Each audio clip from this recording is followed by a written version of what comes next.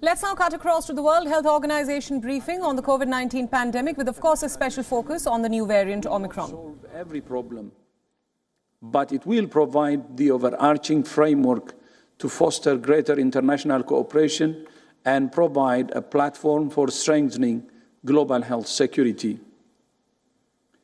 In their decision today, member states agreed to establish an intergovernmental negotiating body to begin drafting and negotiating a new accord. They committed to holding their first meeting by the 1st of March next year and to submit the outcome of their negotiations to the World Health Assembly in 2024. That may seem like a long process, and it is. But we should not be naive in thinking that reaching a global accord on pandemics will be easy. The idea of an international instrument on tobacco control was formally initiated in 1995. But the Framework Convention on Tobacco Control did not enter into force until a decade later. Of course, we hope that this process will not take nearly that long. But there are still differences of opinion about what a new accord could or should not contain. Nevertheless, today countries have proven to each other and the world that differences can be overcome and common ground can be found. The spirit of solidarity that we have seen today is what we need, not just to prevent and mitigate the impact of future pandemics, but to end this one. The emergence of the Omicron variant has understandably captured global attention.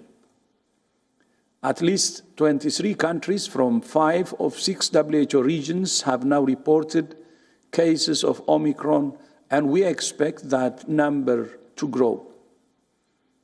WHO takes this development extremely seriously, and so should every country.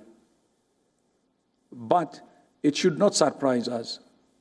This is what viruses do. And it's what this virus will continue to do as long as we allow it to continue spreading.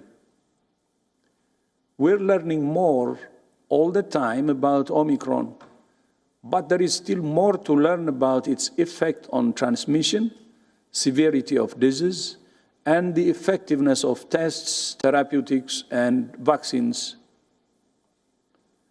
Several WHO advisory groups have met over the last couple of days to evaluate the emerging evidence and prioritize the studies needed to answer these questions.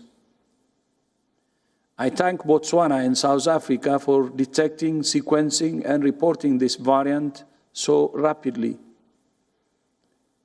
It's deeply concerning to me that those countries are now being penalized by others for doing the right thing.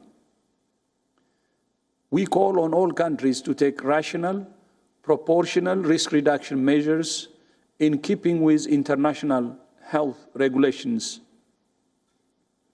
This includes measures to delay or reduce the spread of the new variant, such as screening of passengers prior to traveling and/or upon arrival, or the application of quarantine to international travelers. Blanket travel bans will not prevent the international spread of Omicron, and they place a heavy burden on lives and livelihoods. WHO continues to call on all countries to optimize public health and social measures and ensure that high-risk and vulnerable individuals in all countries are fully vaccinated immediately. At the same time, we must not forget that we are already dealing with a highly transmissible, dangerous variant, the Delta variant, which currently accounts for almost all cases globally. We need to use the tools we already have to prevent transmission and save lives from Delta. And if we do that, we will also prevent transmission and save lives from Omicron. But if countries and individuals don't do what they need to do to stop transmission of Delta, they won't stop Omicron either. Globally, we have a toxic mix of low vaccine coverage and very low testing, a recipe for breeding and amplifying variants. WION World is now available in your country. Download the app now and get all the news updates on the move.